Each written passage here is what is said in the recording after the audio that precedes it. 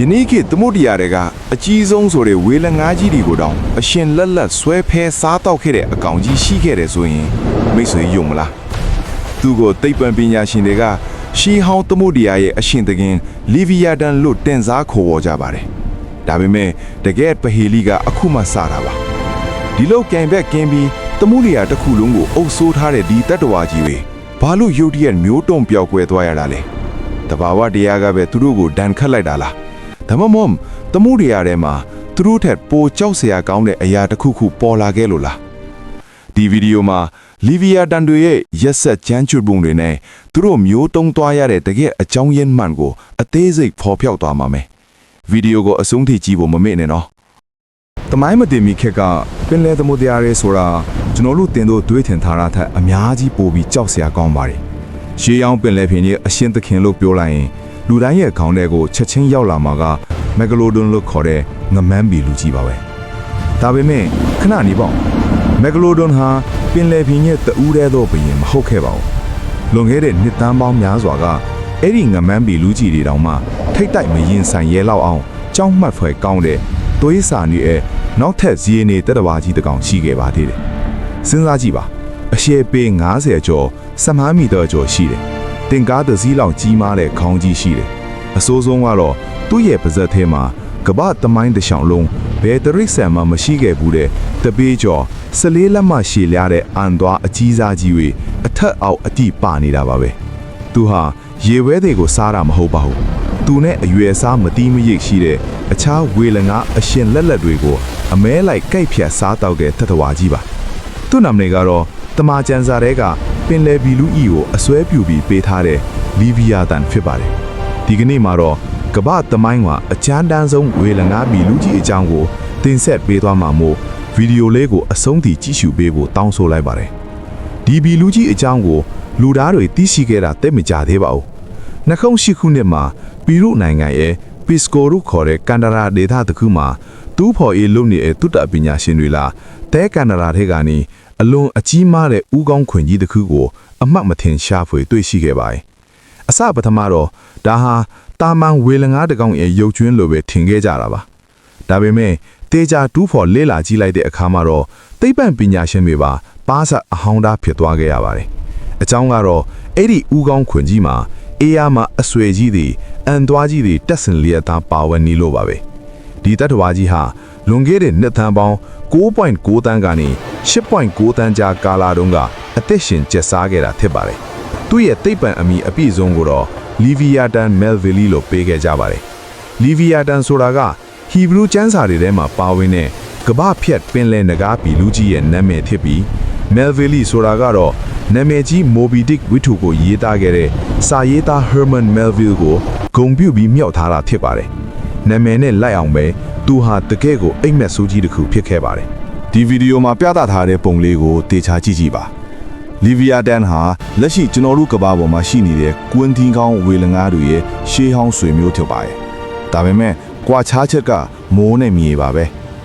လက်ရှိခေတ်စပါမဝေးတွေဟာအောက်မေးရိုးမှာပဲသွားတွေပါပြီးသူတို့ဟာပင်လယ်ရေအောက်အနက်ကြီးတွေကိုငုပ်ဆင်းကရေပဝိုင်ကြီးတွေကိုပဲစုပ်ယူမျိုးချစားတောက်ကြတာပါအထက်မေးရိုးမှာအသုံးဝင်နဲ့သွားမပါပါဘူးဒါပေမဲ့လီဗီယာဒန်ကတော့အဲ့ဒီကိုမဟုတ်ပါဘူးသူရဲ့အထက်မေးရိုးမှာရောအောက်မေးရိုးမှာပါကြောက်ခမန်းလက်လေးအန်သွားကြီးတွေအပြည့်ပါဝင်ပါတယ်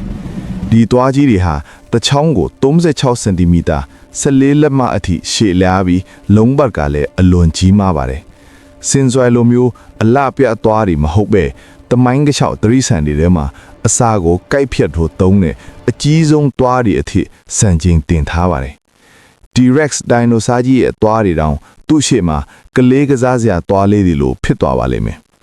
ဒီလိုကြီးမားတဲ့သွားကြီးတွေရှိနေခြင်းကဘာကိုတက်တည်ပြနေလဲဆိုရင်သူဟာရေပပဲအပျော်စားလေးတွေကိုစားတာမဟုတ်ပဲအရွယ်အလတ်စားဘေးလင်းဝေးတွေကိုအရှင်လက်လက်ကြိုက်ခတ်ဆွဲဖြဲစားတောက်တဲ့ Macroraptorial မျိုးစိတ်ဖြစ်တယ်ဆိုတာပါပဲသူ့ရဲ့ကြိုက်အားဟာတခြားဝေလငါးတွေရဲ့အယိုးတွေကိုအလွယ်တကူကျူးကျေသွားနိုင်လောက်အောင်ပြင်းထန်ပါလေအခုပရိသတ်တွေအတီးချင်ဆုံးမေကွန်းအခုကိုရောက်လာပါပြီလီဗီယာတန်ကြီးနဲ့မက်ဂလိုဒွန်ကြီးတို့ခစ်ပြိုင်ဖြစ်ခဲ့သလားအဖြေကတော့ဟုတ်ပါတယ်တဲ့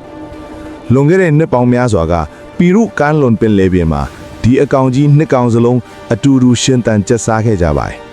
သူတို့နှစ်ကောင်စလုံးဟာတမှုတရားရဲ့ထိတ်တန်းအသားစားတရားဝါတွေဖြစ်တာကြောင့်သူတို့နှစ်ကောင်ကြားမှာအစာလူရေးထိတိုက်ရင်ဆိုင်တွေ့ဆုံမှုတွေကျင်းသေးပေါက်ရှိခဲ့မှာပါဒါဟာပင်လေပြင်သမိုင်းမှာအကြီးကျယ်ဆုံးတိုက်ပွဲကြီးဖြစ်ခဲ့မှာအမှန်ပါပဲဘသူကပူတာမလဲအရွယ်စားအဖြစ်ကတော့နှစ်ကောင်စလုံးဟာပေ90ဝန်းကျင်စီရှိကြပြီးအလေးချိန်တန်40ကနေ90ကြားမှာရှိပါတယ်မေဂလိုတောင်ရဲ့အာတာချက်ကတော့ပြိုင်ဘက်ကင်းနဲ့ကြိုက်အားနဲ့လင်းမြန်မှုပါ